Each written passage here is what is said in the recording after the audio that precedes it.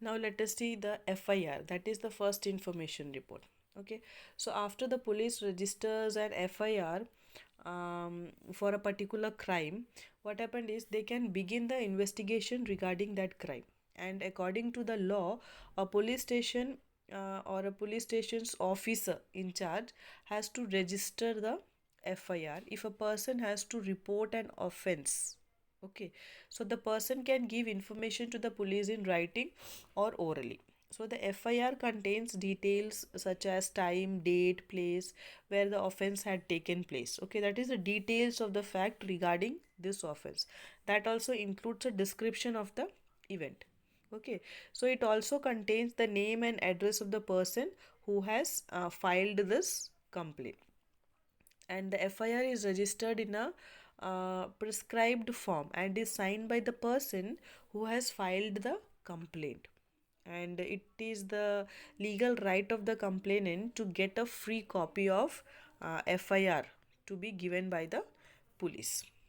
Okay, then if we see the role of the public prosecutor, okay, so a criminal offense, okay, that is a criminal offense, it is regarded as a public wrong. Okay, public wrong, it means that a particular offense is considered to be committed against the whole society, apart from the affected person. Okay, like you might still remember about the Sudha Goyal case. Okay, that is from the Sudha Goyal case. Okay, in that the state had presented this case against the accused Lakshman and his family. So therefore, the case has been called state, that is Delhi administration versus Lakshman, Kumar and others. So the interest of a state are represented by the public prosecutor in a case. And once a team of police has conducted its investigation in a case and then filed the charge sheet in the court, then begins the role of public prosecutor. So the prosecutor does not play any role in investigation. Okay, her job is to conduct prosecution on the state behalf. So she acts as an officer in the court whose duty is to act in an impartial manner and present all the facts related to the case. Okay, so that court is able to take a decision in that case. Okay, if we see the role of the judge, okay, so it is the responsibility of the judge to conduct the trial in an impartial manner and in an open court also. Okay, so he is like an umpire of a game. He hears the statement of all the witness, and the defense and prosecution present all the witness and evidences before him. Okay, in accordance with that law and on the basis of evidences which is presented before him, the judge announced the sentence. So in case the accused gets convicted, it is the duty of the judge to pronounce the sentence. So depending on the nature of the offense, the convict can be sent to jail or to be imposed fine, and in some case it could be both jail and fine.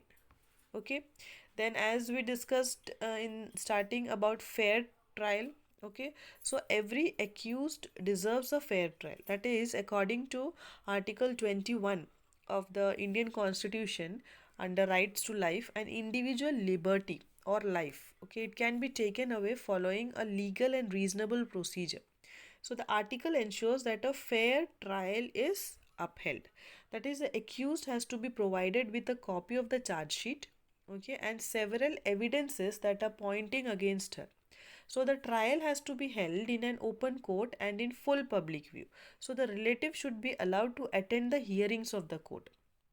Okay, and she should get a lawyer who should get an opportunity to examine all the witness of the prosecution. So the lawyer should be allowed to present witness in the defense of the accused. Okay, so this is the chapter what is given, and the constitution and law both, that is state that all the person involved in the criminal justice system needs to carry out their roles properly. Okay, so it is their duty to ensure that every citizen, irrespective of their caste, religion, class, gender or ideological background, they should get a fair trial if they are accused in any case. Okay, I hope it is clear. So read the chapter properly once again, it will be more clear. Okay, and according to the rule of law, it is said that every citizen is equal before law. Okay, so go through the chapter, it is very interesting. Okay, thank you so much, bachas. God bless you all.